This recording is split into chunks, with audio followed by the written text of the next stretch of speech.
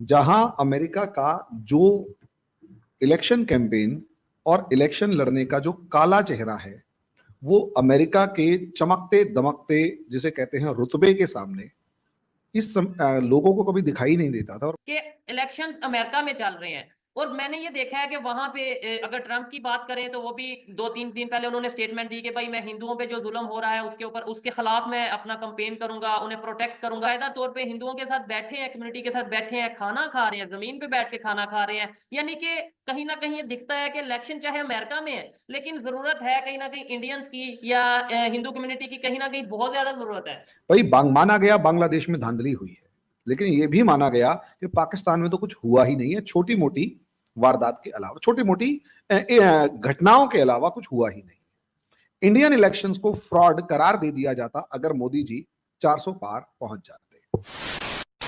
नमस्कार दोस्तों, जय हिंद। वीडियो शुरू करने से पहले अगर आपने हमारे चैनल को सब्सक्राइब नहीं किया है तो आप सबसे अनुरोध है, प्लीज़ हमारे चैनल को सब्सक्राइब करें और हमारे वीडियो को लाइक करें। आइए हम पूरी वीडियो देखते हैं। अमेरिकन इलेक्शंस को आप किस तरह से देख रहे हैं इस वक्त? तो जो रिजल्ट्स आ रहे हैं या जो हमारे यहाँ न्यूज़ चल रही है उस हिसाब से हर कुछ टाइम के बाद कुछ एरियाज बताए जाते हैं और कहा जाता है कि जी ट्रंप आगे हैं, और कभी और मामूली मार्जिन से आगे हैं, और कभी दूसरी तरफ जो कमला हैरिस है उनकी बात की जाती है और उनको भी यही कहा जाता है कि मामूली मार्जिन से आगे हैं। कैसे देख रहे हैं आप इस वक्त के इलेक्शंस को? और भारत की गवर्नमेंट या भारत के लोग जो हैं उन्हें क्या किसी के जीत जाने से या किसी के हार जाने से कोई फर्क पड़ेगा? हम यहाँ आ जाते हैं। वैसे अगर हम देखते हैं कि ट्रंप और कमला हैरिस कभी कोई आगे कभी कोई आगे, मैं असलियत में अमेरिका के डाउनफॉल की एक लोवेस्ट लेवल की लड़ाई देख रहा हूं, जहां अमेरिका का जो इलेक्शन कैंपेन और इलेक्शन लड़ने का जो काला चेहरा है, वो अमेरिका के चमकते दमकते जिसे कहते हैं रुतबे के सामने लोगों को कभी दिखाई नहीं देता था। और पहली बार जो अंदर इलेक्शन में धांधली दिखाई देती है वो दिखाई दे रही है। पेपर से वोट पड़ रहे हैं, कोई भी आके वोट डालना चाहता है वो डाल सकता है। पेपर जो बैलेट बॉक्स है उसके अंदर आग लगी हुई नजर आती है। और जिस लेवल पर अपोजिशन कैंडिडेट को मारने के लिए उसके ऊपर 2 बार हमले हुए, वो सारे का सारा अमेरिका के चुनावों की, अमेरिका के इलेक्शंस के काले चेहरे को दिखा रहा है। जो अमेरिका दुनिया के अंदर इलेक्शंस के नाम पे सर्टिफिकेट बांटता फिरता है कि वहां धांधली हुई है और वहां नहीं हुई है। भाई माना गया बांग्लादेश में धांधली हुई है, लेकिन यह भी माना गया कि पाकिस्तान में तो कुछ हुआ ही नहीं है। छोटी मोटी वारदात के अलावा, छोटी मोटी घटनाओं के अलावा कुछ हुआ ही नहीं। इंडियन इलेक्शंस को फ्रॉड करार दे दिया जाता अगर मोदी जी 400 पार पहुंच जाते।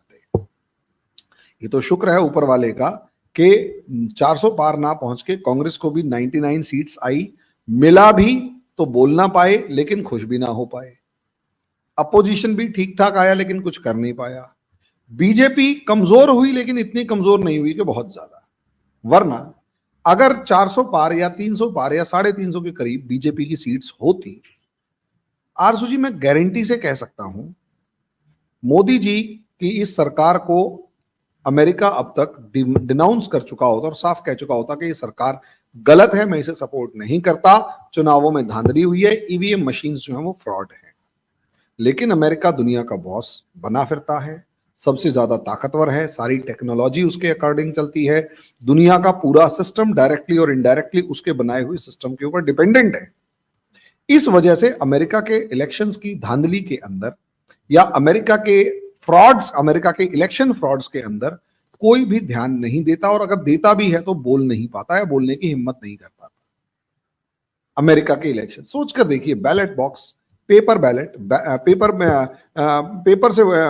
पेपर के ऊपर वोटिंग हो रही है, पेपर बैलेट है, और बैलेट बॉक्स के अंदर थोड़े मतलब आग तक लग रही है। और उसके बाद रिकॉर्ड्स के अंदर कौन वोट डाल रहा है कौन वोट नहीं डाल रहा, इसके ऊपर बहस होने की जगह साफ तौर पर यह कहा गया कि मेरी आईडी ना दिखाना मेरा राइट है। मुझे ये समझ में नहीं आया अभी तक कि यार कोई आदमी मेरी कंट्री के अंदर वोट डाल रहा है और मुझे पता ही नहीं है कि वो आदमी कौन है। मैं ये नहीं जानना चाहता कि वो वोट उसने किसको डाला, वो उसका राइट है कि वो वोट किसको डाल रहा है, किसको नहीं डाल रहा।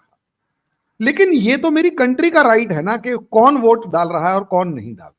जो वोट डाल रहा है क्या वो मेरी कंट्री का ही सिटीजन है या नहीं है, मुझे ये देखना है। अमेरिका के अंदर ऐसा कोई प्रोविजन ही नहीं कई स्टेट्स में। अच्छा 50 स्टेट्स है, 50 51 50, अब तो मेरे ख्याल से 51 हो गए थे, होने वाले हैं।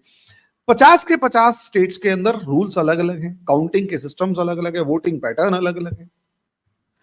अब उन अलग अलग के अंदर भी काउंटी स्टेट्स जो मतलब बहुत से ऐसे जो क्या कहते हैं बाउंड्री स्टेट्स होते हैं, स्विंग स्टेट्स होते हैं, उनको अगर छोड़ दिया जाए तो कुछ डोमिनेटिंग स्टेट्स हैं जो डेमोक्रेट्स को ही सपोर्ट करते हैं और कुछ डोमिनेटिंग स्टेट्स हैं जो रिपब्लिकन्स को ही सपोर्ट करते हैं। है कि 2020 में जो बिडेन और ट्रंप के बीच में जो लड़ाई हुई थी उसमें कितने परसेंट की हार और जीत थी, तो उसमें हम देखेंगे कि जो बिडेन को इलेक्टोरल वोट जो है वो 51.3% मिले थे और ट्रंप को जो मिले थे वो 46.9% मिले थे।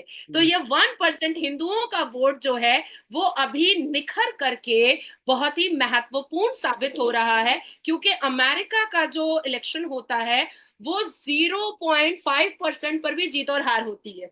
ठीक है, 0.5% पर भी। बिल्कुल। अभी मैं दूसरे सवाल का जवाब मैं दे दूं, उसके बाद मैं आपका सवाल लूंगी।